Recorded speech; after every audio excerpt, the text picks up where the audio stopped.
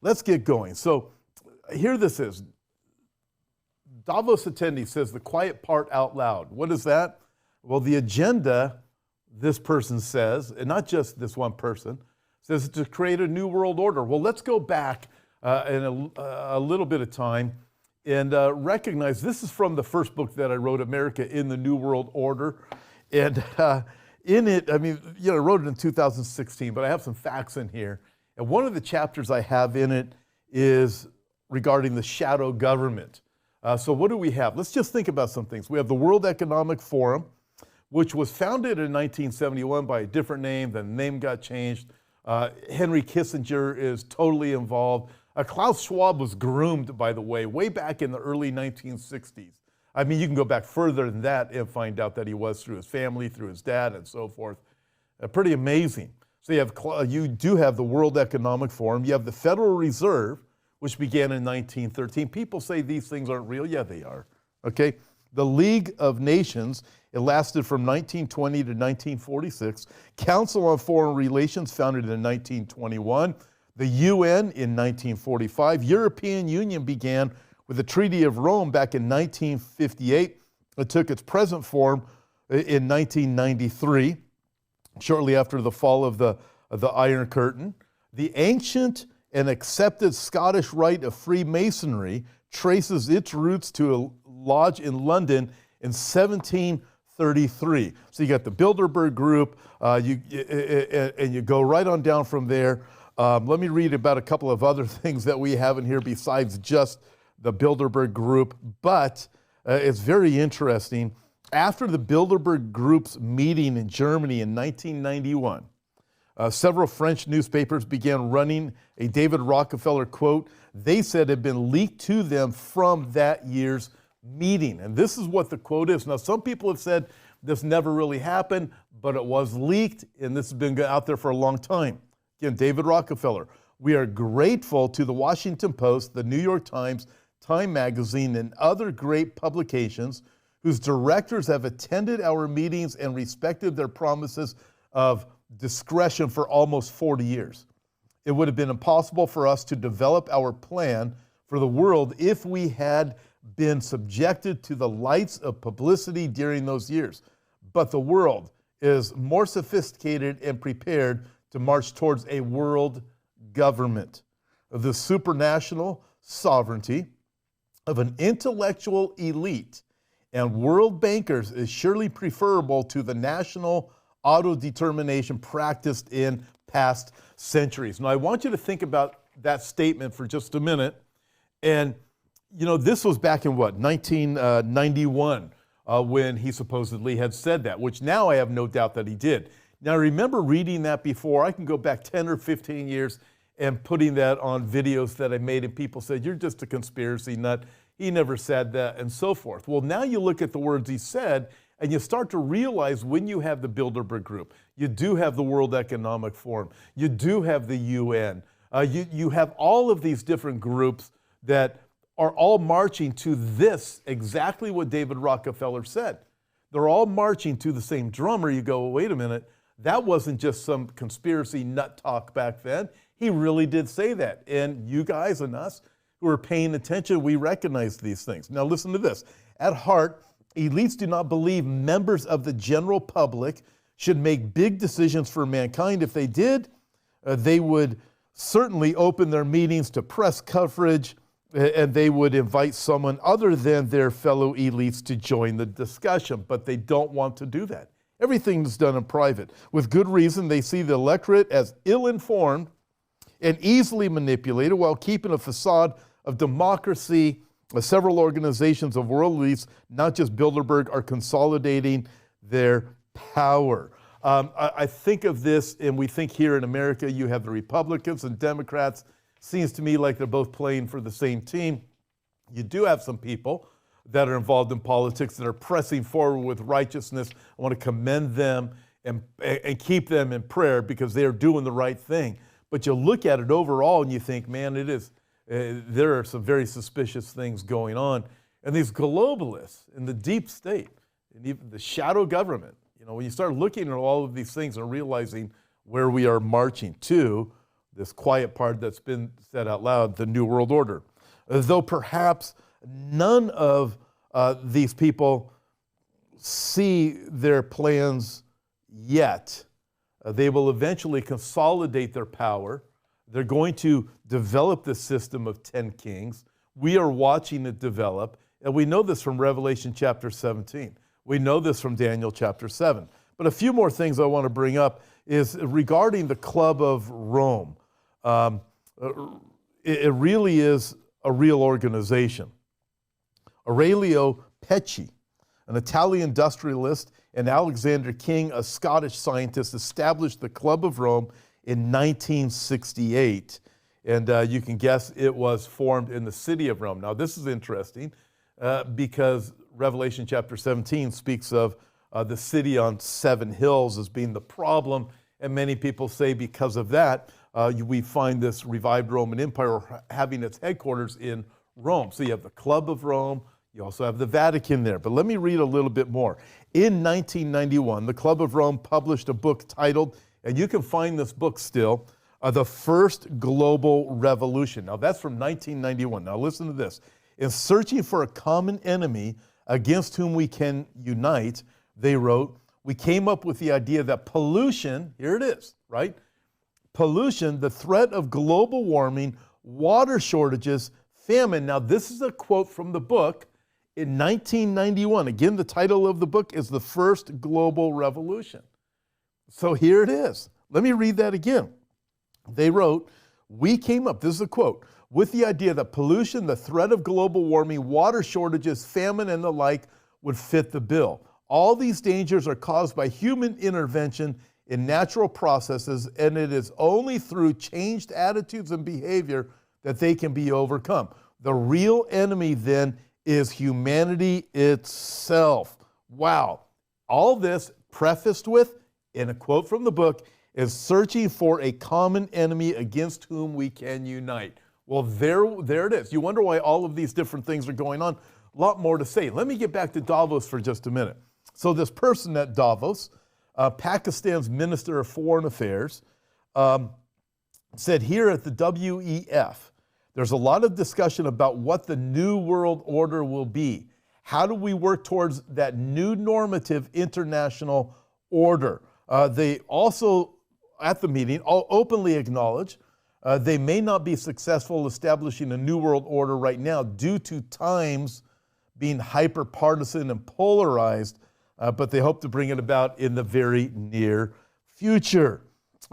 They continued and declared that countries need to respect the global rules and said, we have countries that are respecting their national interests going beyond the global rules. They have 5-minute cities that they determined to be utopia, which they claim will be 100% solar and wind powered, occupied by millions, which we know. So when you're following the Bible and you understand what the end game is and you see these things, that's why we have these aha moments. All of a sudden the stuff comes up in the news. So we see what they're doing over there in with the Neom, that city that is being built. And we hear about the 5-minute cities, the 15-minute cities, the 10-minute cities, the 20-minute cities. We hear all of this about climate change and global warming and all the different dynamics that are going on and how, you know what, we're going to have to change the rules. You and I are watching everything increase in price. Gas, food. You wonder why these egg plants burn down, chicken plants burn down, these food processing plants burn down, they get hit by airplanes, right? So we're watching everything. Everything is increasing in price. It isn't just a coincidence, and you can't just blame the Russians. There's a lot more to play here. This is interesting. When you start thinking about this, what do they envision? The end of all car travel. Saudi Arabian diplomat Ahmad al-Jaber talks about his vision of the future. There will be no more cars. They envision brain implants. The WEF predicts humans will soon embrace implanted brain technology so they can decode complex thought. And even by reading your face, they'll be able to figure out where your PIN number is. That is absolutely fascinating. There's going to be a digital database to monitor all of us. The WEF goes on and says they've got to crack down on disinformation. These are all different speakers saying different things. A crackdown on disinformation that is preventing people from doing what they want you to do. Brian Stelter, remember him from CNN? Says the clear and present danger of disinformation panel. Wow, we got to protect against the disinformation that is out there. In other words, curb your speech. European Commission VP Vera Jourova said, there's a quote, illegal hate speech, which you will have soon also in the United States. I think that we have a strong reason why we have this in criminal law where Vera comes from. So you look at this, go, let's make hate speech illegal. Well, what is hate speech? Whatever they determine hate speech is. Check this out. It continues from there. There will be the LGBT subversion of all culture. Here it is. The WEF LGBTQI plus panel discussed subverting culture with the LGBTQ agenda through media, entertainment, and claim, here it is, the quote, we've worked really closely with Hollywood on all of this. And then, of course, you can't miss this one. This goes back to, what is it? The Club of Rome. This book, The First Global Revolution from 1991. Here it is. This is a quote from the WEF. Our faith leaders know that this crisis is much more than physical, and they're talking about the environment and climate change. It's much more than physical. We have a deeply wounded spirit as people, and they're looking for a one world religion based upon all of that. So you see all of this, and you think this is absolutely remarkable, but it goes much deeper than that. I wish I had a little bit more time to bring in something here, but let me bring in what I can, all right? So just a little bit more. Club of Rome member Sheldon Uber, who serves as the Pope's primary climate advisor. The National Catholic Register says the climatologist and self-professed atheist was involved from the beginning to the conclusion of the Laudato Si. That'd be way back in 2015. So think of it this way. Get this. In a talk given to the 2009, I mean, this is how long this stuff has been going on. So why are they projecting and going this direction? In a talk given to the 2009 Copenhagen Climate Change Conference, Sheldon Uber said, in a very cynical way, it's a triumph for science because at last we have stabilized something, namely the estimates for the carrying capacity of the planet, namely below 1 billion people. At that population level, he said, there would be no fluctuations anymore, and we can be fairly sure of that. Okay, just a little bit more. I'm going to wrap it up. He has openly called for a one-world government with an Earth Constitution, a global council, and planetary court. He explains them like this. The Earth's Constitution would transcend the UN Charter and identify those first principles guiding humanity in its quest for freedom, dignity, security, and sustainability. The Global Council would be an assembly of individuals elected directly by all people on Earth where eligibility should not be constrained by geographical, religious, or cultural quotas, and the planetary court would be a transitional legal body open to appeals from everybody, especially with respect to violations of the Earth Constitution. I mean, it just gets more and more wild with this guy. When you look at this, let me go a little bit more. Promise I'm almost done. Though the Vatican, though the Vatican, the Club of Rome, and the Bilderberg Group are clearly working toward a world government, they would not call it a conspiracy, they would call it problem solving. To them, a one world government is a practical requirement for the long-term survival of humanity. Conspiring? Of course not. They would say they are planning. I mean, there's so much more to what's going on, but this has been around for quite some time. There really is, folks, there really is this shadow government stuff that's happening. Call it the deep state, call it the shadow government. We even have deep religion to go along with the deep state, things that are coming out of the Vatican and out of the Protestant church. So we see all of the dynamics working together.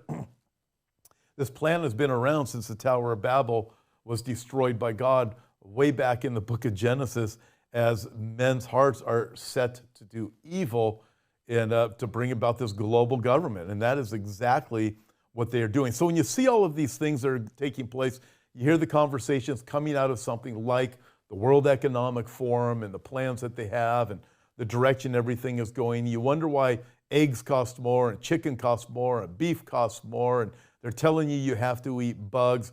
Gasoline costs more, natural gas costs more, virtually everything costs more. You wonder why that's going on.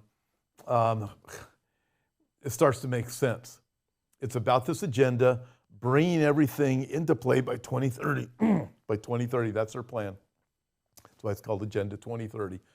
But for you and I, when we see all of these things begin to take place, what do? We look up and we lift up our head because we know our redemption draws near. That's what Jesus said. And so we can be smiling right now. We can say it's going to be okay. They can raise the prices on this. They can take away that. They can talk about their 10-minute cities.